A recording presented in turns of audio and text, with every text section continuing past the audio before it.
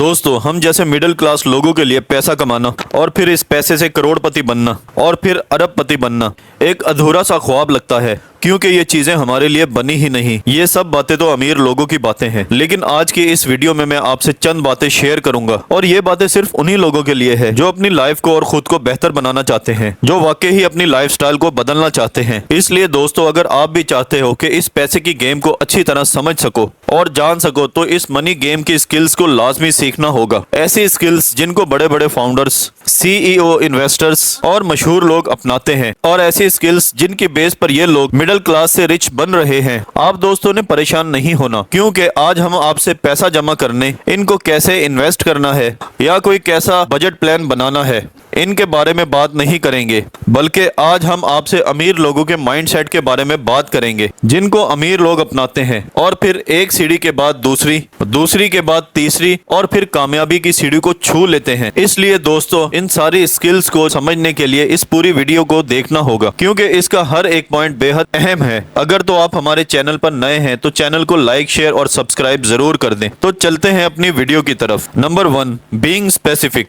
जितने भी अमीर लोग होते हैं, ये अपनी जिंदगी की हर एक चीज को लेकर बहुत ज्यादा स्पेसिफिक और कैलकुलेटेड होते हैं।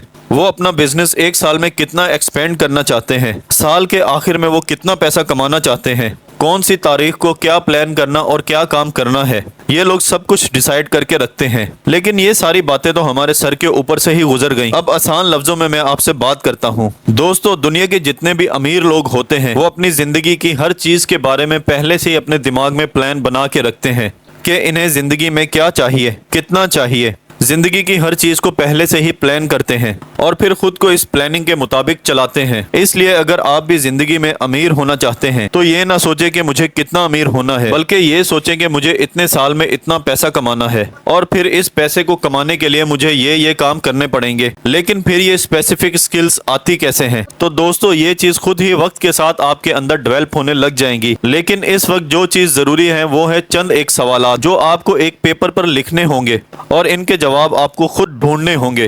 क्वेश्चन 1, आपका फाइनेंशियल गोल क्या है? मतलब आपके पास कितना अमाउंट होना चाहिए कि आप खुद को अमीर समझें।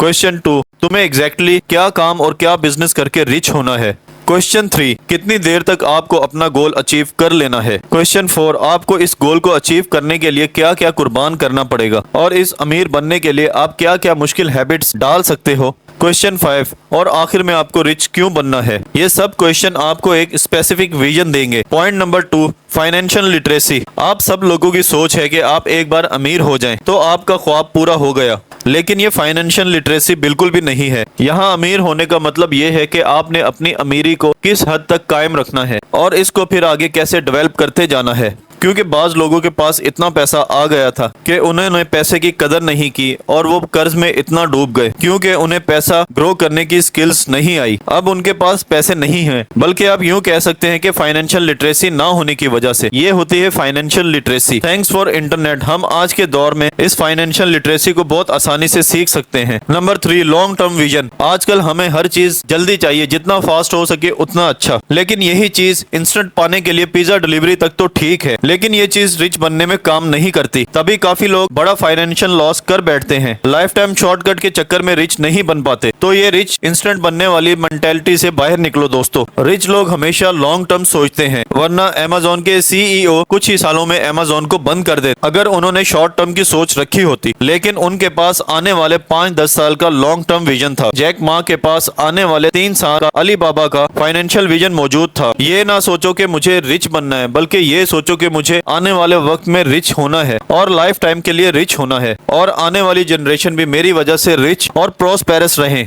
Number 4, insane discipline. Hard work means talented. ये तो आपने सुना ही हो, लेकिन हार्ड वर्क भी उसी टाइम टैलेंट को बीट करेगा जब वो लगातार और मुसलसल होगा, और वो हो सकता है सिर्फ और सिर्फ डिसिप्लिन की वजह से। डिसिप्लिन एक ऐसा स्किल्स है जिसकी वजह से हम 3 महीने में ऐसा अचीव कर सकते हैं जितना कोई और 1 या 2 साल में अचीव करता है। चाहे बारिश आ रही है या दिन सही नहीं जा रहा या काम ही करने को दिल नहीं कर रहा, लेकिन डिसिप्लिन के आगे ये सब चीजें मैटर ही नहीं करती। आपको अपना काम करना है कैसे भी, चाहे कुछ भी हो। आपको अपना फाइनेंशियल गोल अचीव करना है हर हफ्ते, हर महीने और हर साल। अपने आप पर तरस खाना छोड़ दो और काम करना शुरू कर दो। इंसान लेवल का डिसिप्लिन ही आपको एक्स्ट्रा ऑर्डिनरी बनाएगा। Discipline is the bridge between goals and accomplishment. Number 5, selective communication. अमीर बनने के लिए सबसे पहले आपको कम्युनिकेशन पे काम करना होगा, क्योंकि जब आपने लोगों से बात करनी होती है तो आपको बात करने का हुनर ही नहीं आता। बात करने से ही आप दूसरों के सामने अपनी चीज को बेच सकोगे। बिजनेस टाइकून, मिनिस्टर्स, सेलिब्रिटीज, ये सब लोग इफेक्टिव कम्युनिकेशन की पावर को जानते हैं और उसी का यूज ये फिर अपनी स्पीचेस में करते हैं। अगर तुम किसी से इफेक्टिवली बात करते हो तो तुम्हारे ना बनने वाला काम भी बन जाता है और एक नॉर्मल प्रोडक्ट भी ऑसम बन सकता है। सेलिंग और मार्केटिंग फिर इसी स्किल्स के अंदर आती हैं। आपको आगे चल के काफी अलग अलग लोग मिलेंगे जिनसे आपको डील और प्रोफेशनल मीटिंग्स करनी पड़ेगी, तो वहां आपकी इफेक्टिव कम्युनिकेशन ही काम आएगी। इवन जब वॉरेन बफेट से इंटरव्यू में पूछा गया कि आपकी तक सबसे बेस्ट इन्वेस्टमेंट क्या रही है, मैंने अपनी जिंदगी में पब्लिक स्पीकिंग कोर्स खरीदा था जिसने मेरी जिंदगी की पूरी लाइफ ही बदल दी और ये मेरी सबसे बेस्ट इन्वेस्टमेंट है। और दोस्तों, अगर आप भी चाहते हैं कि थोड़े वक्त में अमीर हो जाएं और देर पा अमीर रहें, तो आपको इन 4 स्किल्स में काम करना होगा, जिसमें सबसे पहले स्पेसिफिक होना कि आप अपनी चीजों के बारे में कैलकुलेटेड रहो और अपनी फाइनेंस का एग्जैक्ट गोल बनाओ